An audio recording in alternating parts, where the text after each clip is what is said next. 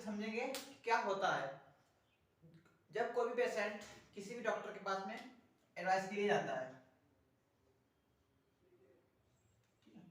Advice के लिए जाता है। डॉक्टर आपको आप उसको अपनी जो जो भी डिजीज होती है उसके बारे में बताते हैं, तो उसके बाद में वो एक आपको एक वो देता है पर्चा, ठीक है। जो भी उस पे वो लिखता है, डॉक्टर जो होता है पर्चे पे जो भी लिखता है उसी को कहते हैं प्रिस्क्रिप्शन। तो इसकी डेफिनेशन देखेंगे हम। Prescription is a written order by the RMP, ठीक है, बाय द आरएमपी। प्रिस्क्रिप्शन एक लिखित आदेश होता है जो कि एक रजिस्टर्ड मेडिकल प्रैक्टिशनर के द्वारा लिखा जाता है, तो उसी को कहते हैं हम लोग प्रिस्क्रिप्शन। अब हम बात कर लेते हैं जब पेशेंट क्या करता है, डॉक्टर के पास से क्या होता है चला आता है, ठीक है। डॉक्टर के बाद में पेशेंट गया डॉक्टर के पास में, ठीक है, डॉक्टर ने पर्चा लिख दिया, उसके बाद में क्या वो फार्मेसी शॉप पे,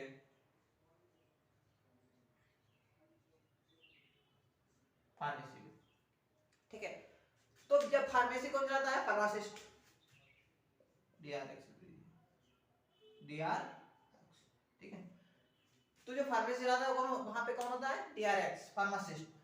तो अब हम देखेंगे कि जो फार्मासिस्ट का जो पर्पज होता है वहां शॉप पे बैठने का, उसको क्या कहते हैं,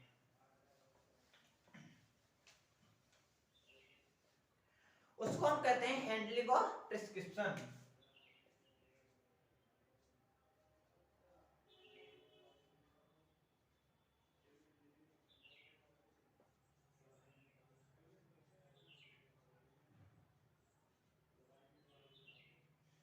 ठीक है स्टूडेंट, अब सबसे पहले जब हम पेशेंट से क्या जो प्रिस्क्रिप्शन होगा उसको उस पर्चे को लेंगे, तो उस समय क्या क्या सावधानी हमको रखनी है वो हम आपको बताते हैं। तो सबसे पहले देखेंगे रिसीविंग, जो प्रिस्क्रिप्शन है उसको कैसे रिसीव करते हैं।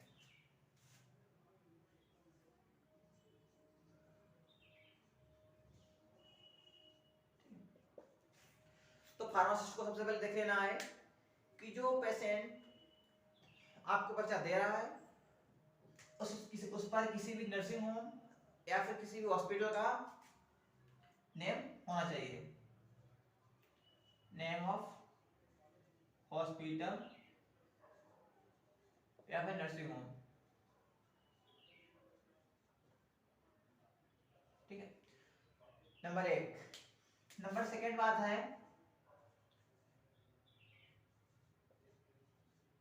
ठीक है, जो जो डॉक्टर ने पर्चा लिखा है उसका यहाँ पर रजिस्ट्रेशन नंबर पर्चे के ऊपर होना चाहिए। नंबर थर्ड बात, जो उस पर्चे पर डेट ऑफ द प्रिस्क्रिप्शन होनी चाहिए। तो ये सारी बातें हम देख लेते हैं। उसके बाद में देखेंगे, ये तो हमको रिसीविंग के टाइम पर इतनी बातें ध्यान रखनी है। अब बात करते हैं रीडिंग ना, जब उसके बाद में नंबर आता है रीडिंग का, पढ़ने का।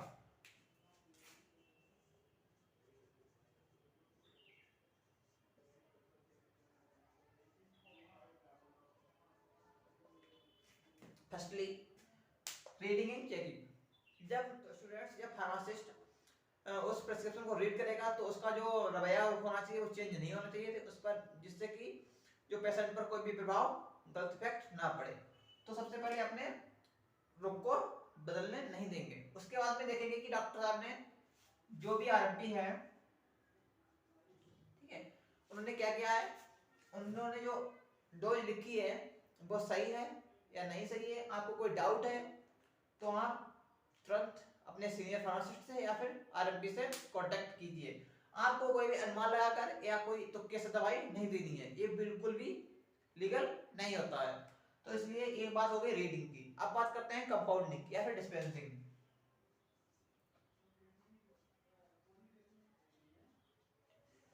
डिस्पेंसिंग करते टाइम हमको एकदम, जो अगर दवाई लिखी है जेनरिक तो जेनरिक देनी है, अगर लिखी है कैसी ब्रांडेड तो हमको ब्रांडेड ही दवाई डिस्पेंस करनी है। तो ये तो डिस्पेंसिंग। कंपाउंडिंग में यही आ जाता है, उसको जो बेड होता है, जो जितनी डोज होती है उसको उस हिसाब से दे देना होता है। तो ये तो बात होगी हमारी handling of prescription. Thank you.